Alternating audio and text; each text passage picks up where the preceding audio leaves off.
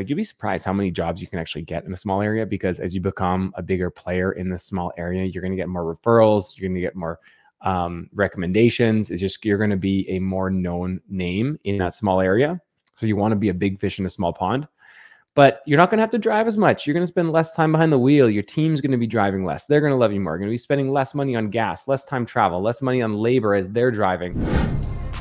Welcome to the Painter Growth Podcast, where we help you scale your painting company in record time. Join us as we explore sales, marketing, hiring, finances, leadership, and more, everything that you need to know to scale and grow your painting business. I hope you enjoy and subscribe. What's up, everyone? Mike Hickman here, founder of PainterGrowth.com, and you're listening to the Painter Growth Podcast, and you got a solo episode with me today. So hope you guys are all having a really great week so far. I was just feeling a little bit inspired. I was like, hey, what should my topic be about today? What should we talk about? How can I provide some value to the listeners? And I kind of, we've done some things in the past recently. We've done some priority management stuff, we've done some marketing stuff, done some sales stuff, done some mindset stuff. But I think today I want to kind of get laser focused on one particular tactic that you guys can really use to make your marketing even a little bit better.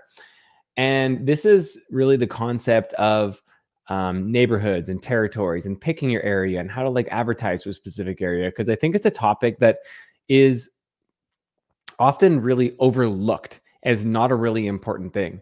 And why I feel it is important is that, if you look at a map of where all of your jobs are and where you typically do jobs, where your good jobs are, where your bad jobs are, there's a high probability that your good paying jobs, your good customers, the guys and girls that you like dealing with, are all in a fairly, small area. So there's a couple of reasons to choose a good area and to put a little bit of intentionality behind picking your area in which you're going to focus a lot of your marketing in. Number one is that if you pick an area that has the right mix, of, money or the right amount of affluency, the right types of homes that you enjoy working with, and you combine that with a neighborhood that maybe is all in the right spot and not too far away from you, a lot of things happen. Number one, marketing becomes way easier. You start getting more jobs in these areas. You become a big fish in a small pond. So for example, if you're in a big city like Chicago, there's no way that you, with your marketing budget, can ever market to everyone in Chicago all of the time, right? Knowing how many times you need to get in front of people in order for them to remember you.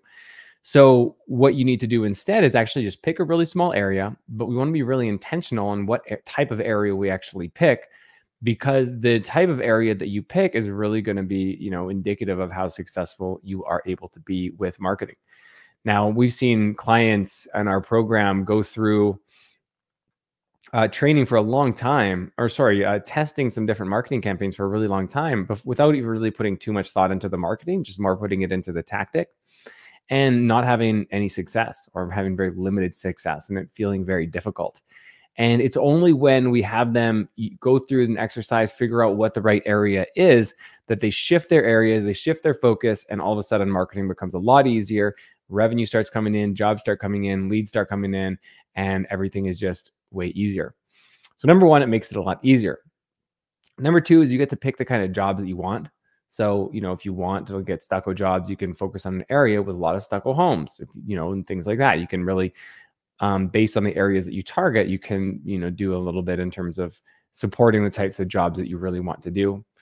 And then three, if you focus your marketing all in one area or in a few areas, say in everywhere within a 5-mile radius of whatever spot, you'd be surprised how many jobs you can actually get in a small area, because as you become a bigger player in this small area, you're going to get more referrals, you're going to get more recommendations. It's just, you're going to be a more known name in that small area.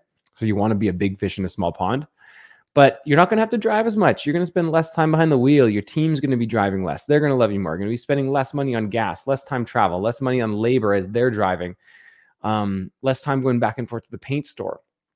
Because there's just so many good reasons to pick a small area that we're going to pick the area, and we're going to take you through that right now.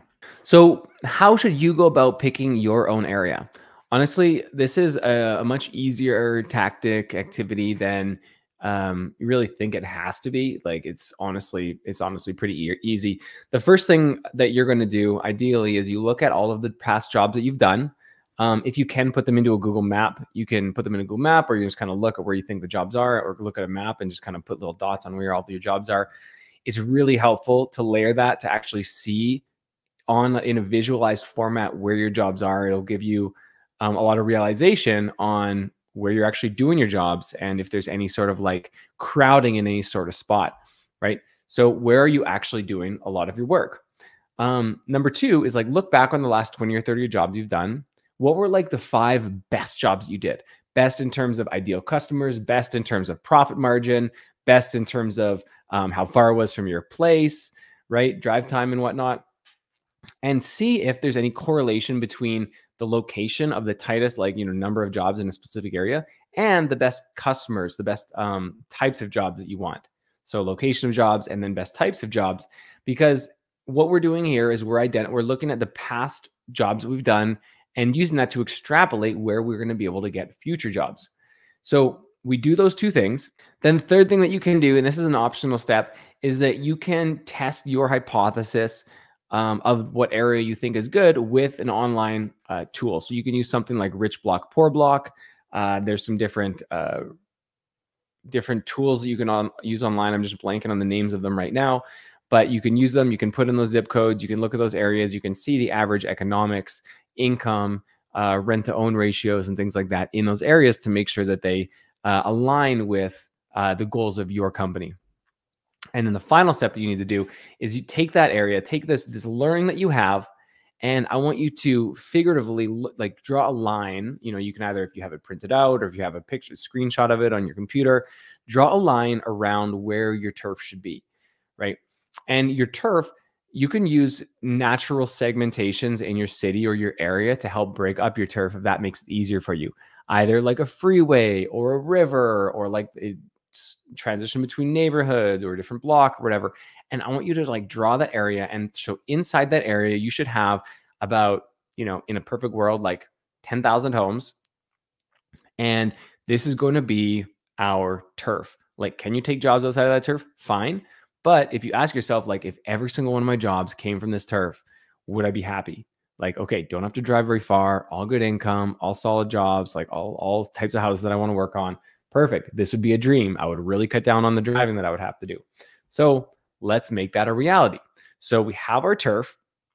We can list out the zip codes that we have. There's a lot of different tools online that you can figure out your zip codes.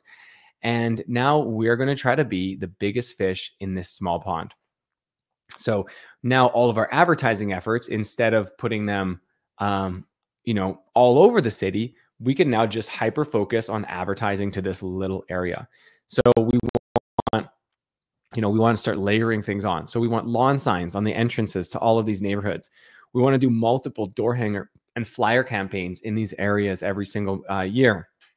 We want to be layering on really targeted Facebook ads on these neighborhoods that call out the names of the neighborhoods with before and after pictures from homes that we've painted that are in these neighborhoods. Again, bringing this back home, showing that we're hyper local.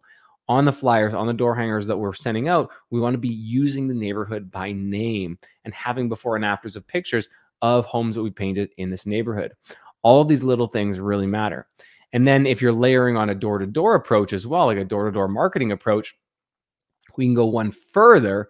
And instead of just go door-to-door the whole area, we want to like just go in Google Maps and use the little person, drop it onto the street view and figure out where the best areas are for door-to-door. And the indicators that you're going to use here for your door-to-door teams is there a nice car in the driveway and are the homes fairly upkept, right? Or sorry, the lawn. The lawn and the car in the driveway are like your two leading indicators. So as you're dropping your pin on Google Maps all over and you're looking at Street View, two things: nice car, nice lawn.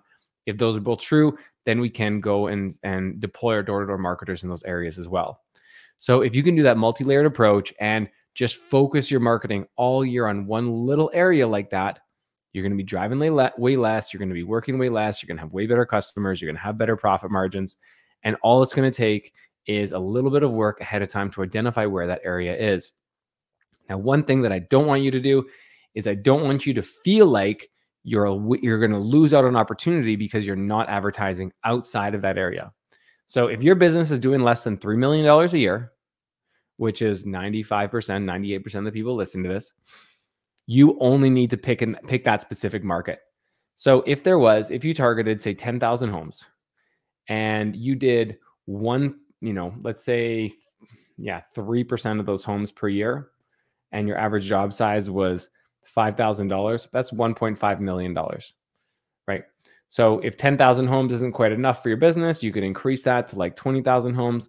Realistically, about 20% of the homes are ready, to be painted every year. People kind of hire painters every 5 years or so.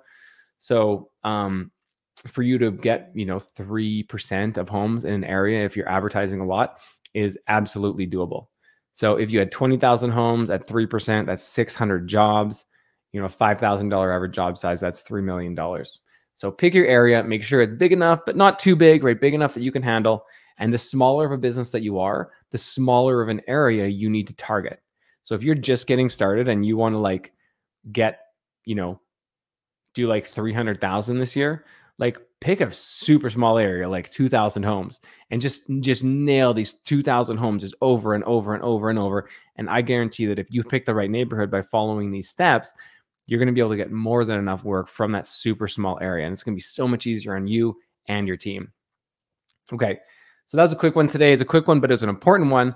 I hope that was helpful. If y'all have any other questions, you can just email me directly, mike@paintergrowth.com. We, of course, coach this step-by-step in our training. We have all the tools, all the templates, everything like that. So if you ever want to join, let me know. You can email me or you can hit one of the links below. But with that being said, have a great day, guys. Peace. Thanks for listening to the Painter Growth Podcast. If you want to grow your painting business, go to www.paintergrowth.com or click on the top link in the description. Talk soon.